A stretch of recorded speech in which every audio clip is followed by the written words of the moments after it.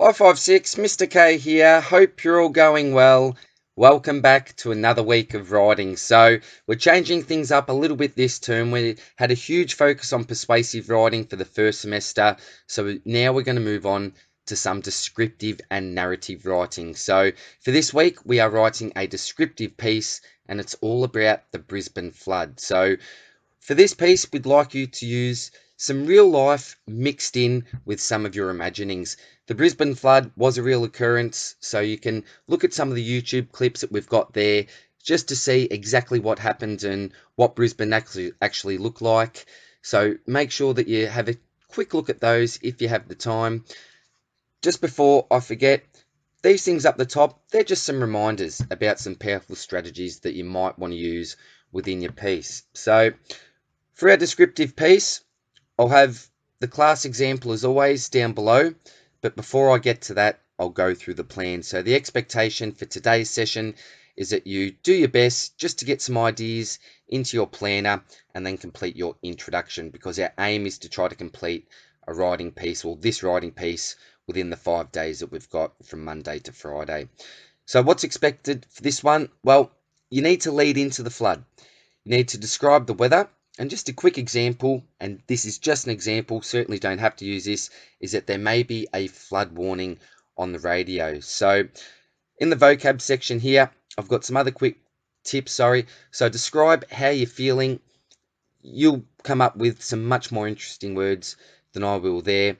Describe the weather, you could describe the rain, how it's falling, but remember, we don't want the weather to be too chaotic yet. Remember, this is just the lead in. The weather's going to get a lot worse as we move on throughout our writing piece, particularly in the next two paragraphs. So don't make it overly bad, but make sure that you do lead in and ensure that you do mention that the weather is not good and it is starting to get worse.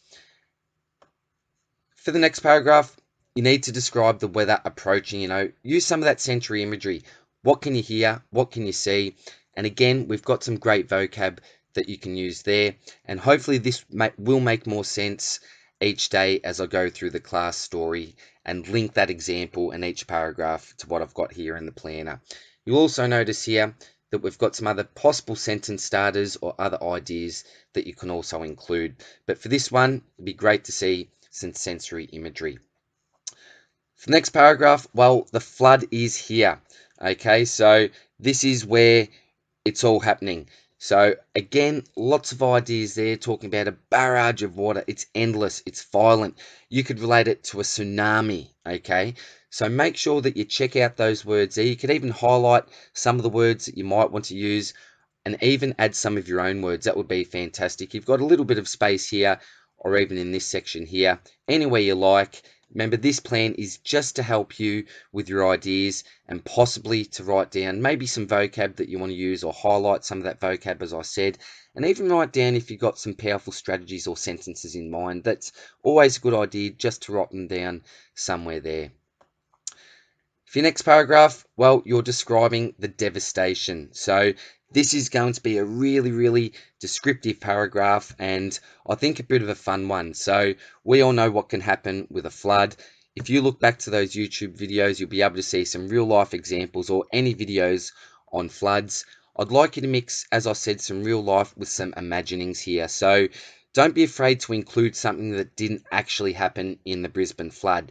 That is okay. This doesn't have to be directly linked to the actual events of the real Brisbane flood. You can make some of this stuff up on your own, which is the beauty of a descriptive piece where you can use some of that imagination. Also got, again, some sensory imagery, what can you smell, and some other things to help you out there. And as always, we finish off with our conclusion, and this is all about the aftermath. So you could end up with a real positive, about the community coming together, and talk about that moral of, tragedy can bring people close together. And we have seen that throughout many disasters in time. You could talk about lost physical objects and belongings, but you possibly still have your memories. Again, I'd like you to probably go positive with this. I think that will be a nice thing to do if you can. And as always, try to link back to your introduction. And hopefully in this conclusion, the weather would have cleared now and you can relate that back to your intro through that weather and link it back that way. Okay, but for today, as I said, we're looking at completing our introduction. So for the class, and I'll quickly go back up for the coda. We know what to do with that. Sorry, close with a descriptive or an effective statement, and if we can, link it to our title. And we want a bit of an interesting title. That would be really, really good to see. So the title I've gone with here is A Liquid Disaster. Now, you'll see that I haven't gone overboard with this writing piece here. Get out of it, Callum. So what I've tried to do is condense this. I haven't tried to include too many ideas and just keep it simple because it is our first descriptive piece of the year. So I do have that in mind. And so the expectations for this one obviously won't be as high as they will be when we have a couple of goes at our descriptive pieces throughout the term. But you can also see that I've got a bit of a color code up here because I would like to see some powerful strategies included along with some powerful vocab as well. You'll notice that I've also got something called cohesion there as well. I won't explain too much about that today. I'll probably do that in tomorrow's video because it will make more sense then. But I'll read it out. The residents of Brisbane City are getting pelted by millions of angry and aggressive liquid warriors. It's an airstrike. Bombs of water are getting thrown from the sky and hammering everything below it. Soaking wet workers on their lunch breaks are starting to dart towards their high-rise offices to get some relief from the ice rain. It's getting worse by the second. This weather is severe and becoming extremely violent. So as you can see, I am leading up to the weather here and it's becoming extremely violent. So that weather will get worse, obviously, in the next paragraph. What strategies have we used here? Well, millions of angry and aggressive warriors. Millions of them, that's probably a hyperbole. And angry and aggressive liquid warriors. What am I talking about? I'm talking about the rain that's pelting down, those raindrops. And I'm personifying them by calling them warriors. But the clue is that they're liquid warriors. So that's the link that I've made there. And they're hammering everything below it. That's also some personification. And the weather is becoming extremely violent. Okay, so again, we're giving the weather some human characteristics here. But I haven't gone overboard with the strategies there. And I probably could have added some more descriptive vocab because remember, with a descriptive piece, a lot of it is focused on that wonderful vocab that we can use. And just while I'm thinking about it, given the fact that last week we we're focusing on our similes and metaphors, it would be really good to see maybe a metaphor or two in there as well, given the fact that we have had a bit of a focus on that. So I hope that helped a little bit, guys. Good luck with all the writing this week. I will be making a new video each day when we are focusing on a specific writing piece.